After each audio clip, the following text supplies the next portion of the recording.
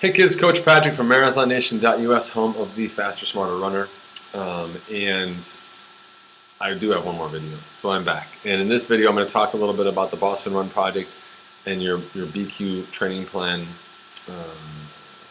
situation. And specifically, I'm going to talk about modifying that training plan. Now, everyone has a training plan, and then, as you know, there's kind of the training plan on the side, and then reality, and then we've got this sort of interaction in between. I don't expect you as an irregular athlete to make all the changes in your life such that you can do all the workouts as they are listed. But I do want you to take into account some of the work that I've listed and how we want it to lay out. So let's walk through the process of adapting this training plan so you understand it. Okay? First and foremost, I want you to know about the ability level. This training plan was written with one ability level only, and that was a Boston qualification effort, which requires high level of fitness regardless of your current standing.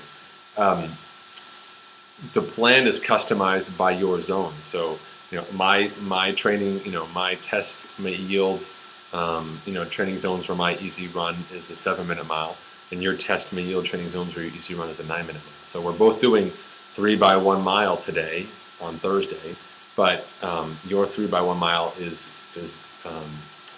done at an effort that you can do based on your functional test results, whereas mine is done at my level. So we both get to do the same workout, but you're not doing my workout at my levels, and I'm not doing my workout at your levels. The intensity level dictates your testing result dictates the intensity level of your plan, which makes it appropriate for you.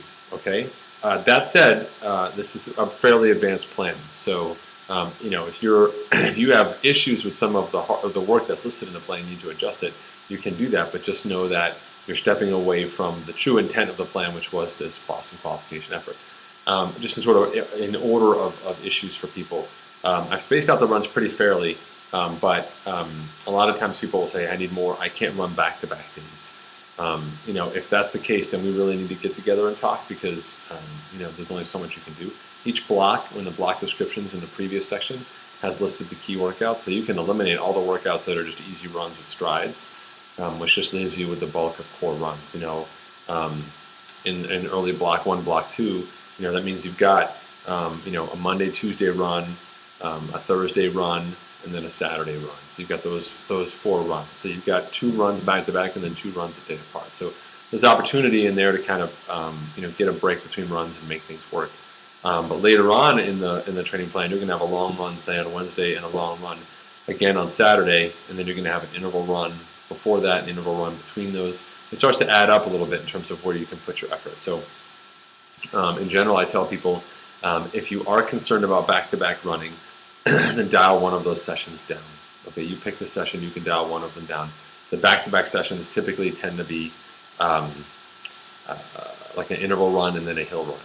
So you can dial one of those 2 sessions down, or you can take the hills off and make that an easy run day or something. Okay, there's no minimal amount of running that needs to happen in the context of this plan. Just again, trying to keep you in the general spirit of the plan, and I do bias the interval running and that speed work over a hill session in terms of priority. So those are things that you can move. If you start moving around the long run, Saturdays are not good, but Sundays are better, etc., then you may want to start looking at kind of shifting your whole week a day or so forward or backward, because that long run is really the anchor of your running week. So if that long run needs to happen on Sunday, then try bumping that whole week back to Sunday. So your Monday run will be on Tuesday, and your Tuesday run will be on Wednesday. See if that works for you.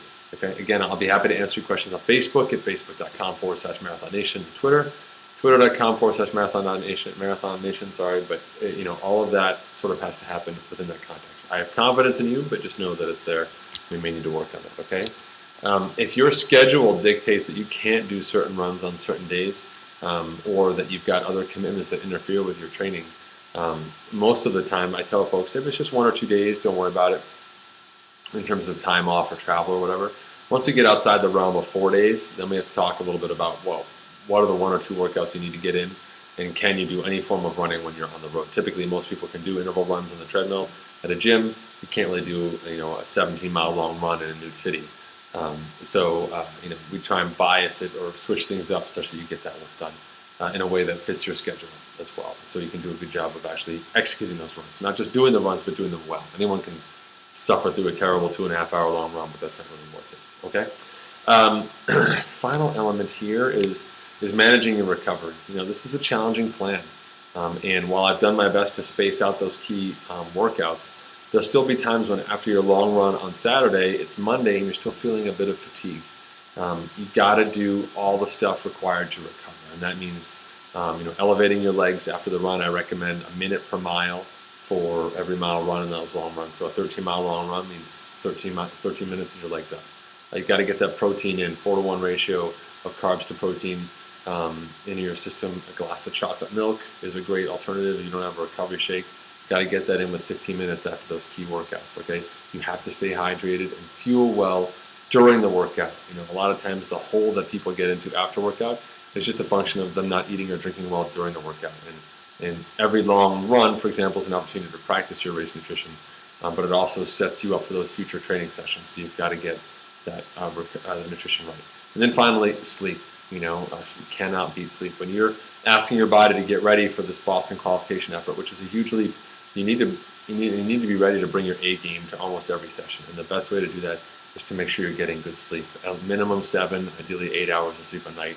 I know it's crazy, but if you truly are dedicated to this effort and the training, and you want to see these incredible results for you, turning off the TV or using TiVo or DVR or Hulu, and watching programs between 8 and 9, and then going to bed early enough to get up and conquer the rest of your day in a sustainable way, that's huge. That is super duper huge. When you look at pro athletes to everyday athletes, particularly everyday athletes on the pointy end, the biggest difference that they have is not just genetics, but that pro athletes have created a lifestyle where they can sleep, eat, recover all around their training, whereas the average pointy end of the age group athletes, they still have a job and family and lots of other commitments that occupy their spare time that prevent them from accessing that elite level of performance, genetics and everything aside. So do yourself a favor and recover like a pro, even if you can't train like one, so you can have a great training block. Okay? All right, next up is your training plan. It's all there for you. You've got tons of videos and resources from me. You've got my information online. Again, I cannot say it enough. If you liked this guide, if you found it valuable, please share with your friends. And I do encourage you to please make a donation that I can direct to the One Fund Boston. Thank you so much.